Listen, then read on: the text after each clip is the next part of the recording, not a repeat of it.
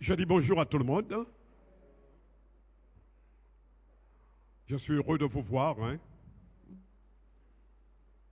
C'est vraiment, je dirais, une grande bénédiction pour moi de voir ce jour. Le titre, maintenant, chers bien-aimés, à cause de la présence de Dieu, c'est le besoin de l'attouchement divin. Le besoin de l'attouchement divin. Le Seigneur, mes bien-aimés, a besoin de nous toucher. Et il n'y a que cette intimité, cet attouchement, cette prise, je dirais, cette accolade qui va vous permettre d'aller plus loin. Le besoin de l'attouchement divin. Chers bien-aimés, il existe partout, surtout aujourd'hui, une opposition directe à l'évangile. Les gens n'aiment pas l'évangile. Alléluia. Les esprits des ténèbres se sont associés, mes bien-aimés, se sont associés aux instruments humains pour les fixer fermement contre les commandements de Dieu. Les traditions et les hypocrisies sont exaltées plus que dans les Écritures. Aujourd'hui, on a placé l'intelligence plus haute que l'esprit. Jamais ça ne se fera. Vous pouvez être intelligent comme vous voulez. Vous pouvez faire toutes sortes d'études, toutes sortes de, je dirais, l'esprit. Lorsque j'ai accepté de travailler avec le Seigneur, il y avait devant moi deux possibilités. Un grand, je dirais, ministère et un autre ministère que je ne connaissais pas. Et le ministère que je ne connaissais pas me disait, mon fils, si tu viens travailler avec moi, tu ne regretteras pas. J'étais curieux et j'ai dit, Seigneur, je veux travailler avec toi parce que je ne te connais pas. Je veux voir qu'est-ce que tu peux m'offrir. Cher bien-aimé, je peux vous dire une chose. Je suis, ce n'est pas que j'ai vu parce que le temps est important. Je suis en train de voir la gloire de Dieu. L'Esprit. L'Esprit. Et c'est là où je veux vous amener. Chers bien-aimés, je ne vais pas rester longtemps avec vous. Vous savez très bien que dans l'Ancien Testament, il ne fallait pas que l'homme s'approche trop près de Dieu. Amen. Exode 19, versets 9 à 13. Et l'Éternel dit à Moïse, « Voici, je viendrai vers toi dans une épaisse nuée, afin que le peuple entende quand je te parlerai et qu'il ait toujours confiance en toi. » Moïse rapporta les paroles du peuple à l'Éternel. Et l'Éternel dit à Moïse, « Va vers le peuple, sanctifie-les aujourd'hui et demain, qu'ils lavent leurs vêtements, qu'ils soient prêts pour le 3e jour, car le 3e jour l'Éternel descendra aux yeux de tout le peuple sur la montagne de Sinaï. Tu fixeras au peuple des limites tout alentour et tu diras, gardez-vous de monter sur la montagne ou d'en toucher le bord. Quiconque touchera la montagne sera puni de mort. On ne mettra pas la main sur lui, mais on le lapidera ou on le percera de flèches. Animal ou homme, il ne vivra point. Quand la trompette sonnera, ils s'avanceront près de la montagne. Amen. Amen. Dans le Nouveau Testament, chers bien-aimés, à la mort de Jésus, eh bien, il y a eu un changement profond. Matthieu 27, versets 50 à 53. Je crois qu'on rigole vraiment avec la parole de Dieu parce qu'on ne prend pas la peine, chers bien-aimés, je dirais, de méditer la parole de Dieu. C'est du n'importe quoi. Jésus poussa de nouveau un grand cri et rendit l'esprit. Et voici le voile du temple se déchira en deux, depuis le haut jusqu'en bas. La terre trembla, les rochers se fendirent, les sépulcres s'ouvrirent, et plusieurs corps des saints qui étaient morts ressuscitèrent. Étant sortis des sépulcres, après la résurrection de Jésus, ils entrèrent dans la ville sainte et apparurent à un grand nombre de personnes. Amen. Amen. Donc, la mort de Jésus, mes bien-aimés, a ouvert une porte, le voile du temple s'est déchiré, et à ce moment-là, on n'a plus besoin de souverain sacrificateur. Chacun s'y avait une préparation pour venir dans la présence de Dieu et rencontrer Dieu. Maintenant, alléluia, ça c'était un niveau. Maintenant, il y a un autre palier, le palier le plus important que nous sommes en train d'expérimenter. Nous n'avons pas besoin d'être dans la présence de Dieu, chers bien-aimés. Alléluia, d'être à l'église. Il suffit de se rassembler, il suffit de s'unir, il suffit d'être ensemble, de prier ensemble, et Dieu exauce les prières. N'importe quelle situation, que vous soyez en Martinique, que vous soyez en Amérique ou autre, dès qu'il y a un groupe qui s'unit et qui prie, Dieu parle, Dieu exauce. Actes chapitre 12, versets 1 à 9. Vers le même temps, le roi Hérode se mit à maltraiter quelques membres de l'Église et il fit mourir par l'épée Jacques, frère de Jean. Voyant que cela était agréable aux Juifs, il fit encore arrêter Pierre. C'était pendant les jours des pains sans levain.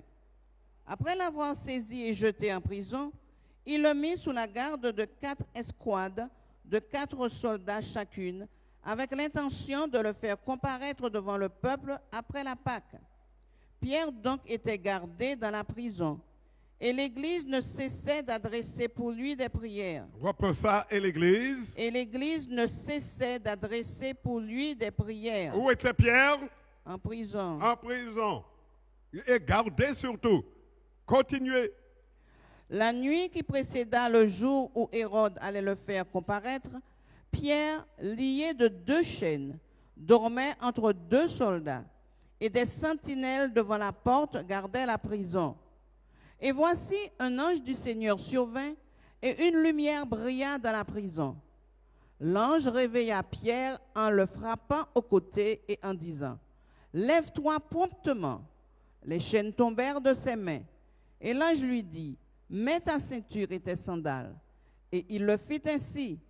L'ange lui dit encore, « Enveloppe-toi de ton manteau et suis-moi. » Pierre sortit et suivit, ne sachant pas que ce qui se faisait par l'ange fut réel et s'imaginant avoir une vision. Amen. Amen.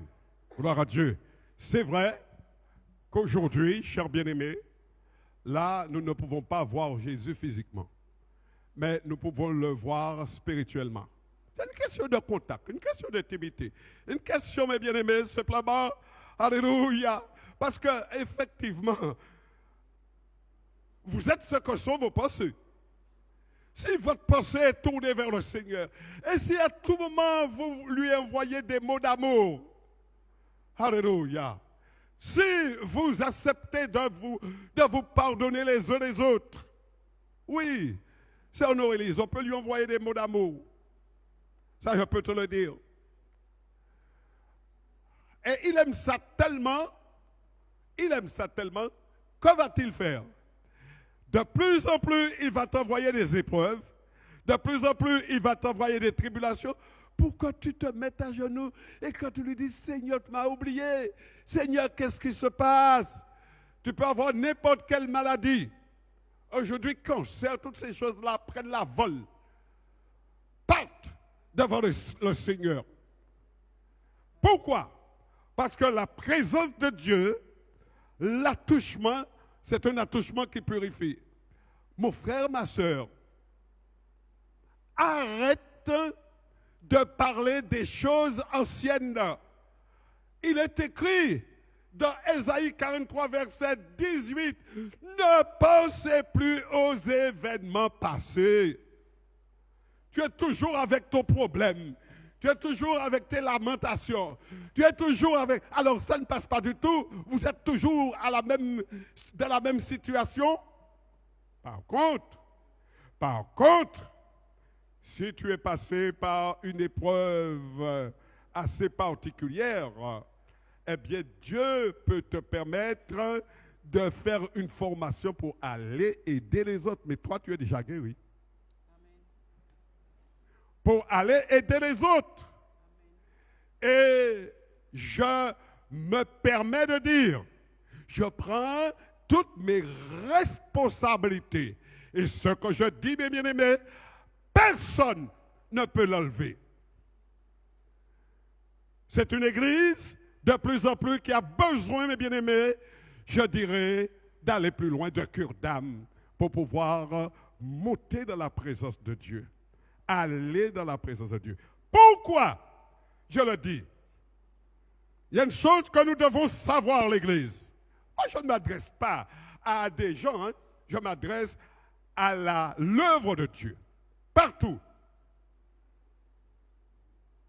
L'œuvre de Dieu, mes bien-aimés, l'œuvre que Dieu a conçue, c'est une œuvre parfaite. C'est une œuvre où on doit voir la gloire de Dieu. C'est une œuvre où les gens, mes bien-aimés, donnent la priorité au service. Des gens qui acceptent de mourir pour le travail du Seigneur. Lorsque je parle de mourir, c'est-à-dire, c'est le service. On donne la priorité au service. Examinez-vous. L'attouchement, c'est pourquoi j'ai annoncé qu'aujourd'hui, c'est une transition. C'est une église qui apparaît, qui sort de terre, où les gens, s'ils veulent servir le Seigneur, ils vont payer le prix. Lisez-moi, s'il vous plaît. Psaume 65, verset 4, je pense. 4, 5. Psaume 65, versets 4 et 5. Les iniquités m'accablent, tu pardonneras nos transgressions. Heureux celui que tu choisis et que tu admets en ta présence, pour qu'il habite dans tes parvis. Nous nous rassasierons du bonheur de ta maison, de la sainteté de ton temple. Continue. Amen. Encore le verset 6. Dans ta bonté, tu nous exauces par des prodiges, Dieu de notre salut, espoir de toutes les extrémités lointaines de la terre et de la mer.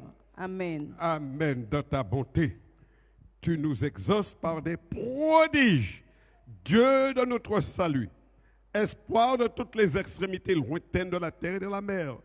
Chers bien-aimés, alléluia. Vous pouvez dire clairement, heureux celui que tu choisis et que tu admets en ta présence. Ce n'est pas tout le monde qui peut rester dans la présence de Dieu. Croyez-moi. Le Seigneur vous a parlé une fois, vous a parlé deux fois. Alléluia. Le Seigneur vous a préparé pour travailler avec lui. Et puis vous vous endurcissez. Vous êtes rebelle. Vous êtes dans le péché. Alors, qu'est-ce qu'il fait? Il se retire. Et puis à un moment donné, vous ne pouvez pas rester dans sa présence. Celui qui est admis dans la présence de Dieu, c'est quelqu'un qui travaille avec Dieu, qui a l'Esprit de Dieu et qui connaît ce qui se passe dans l'invisible, dans le surnaturel. C'est pourquoi le psalmiste dit dans le verset 6, dans ta bonté, tu nous exauces par des prodiges, Dieu de notre salut, espoir de toutes les extrémités lointaines de la terre et de la mer. Préparez-vous. Préparez-vous pour être dans la présence de Dieu.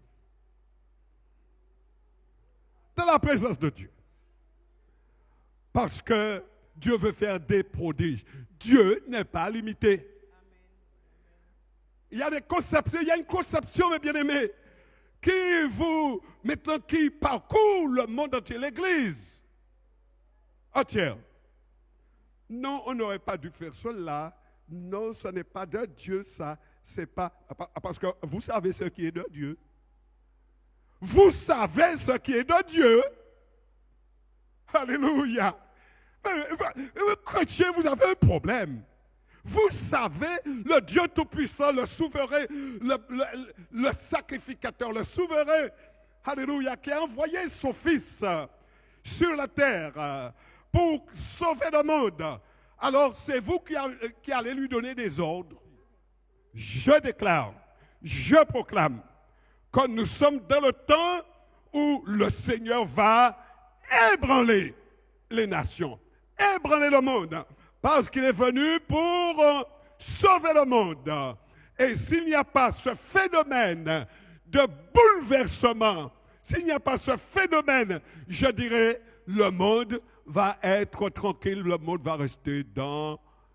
Le monde sera tranquille, mais le Seigneur veut de ce monde-là. C'est pourquoi le contact avec Christ nous purifie, quelle que soit la maladie.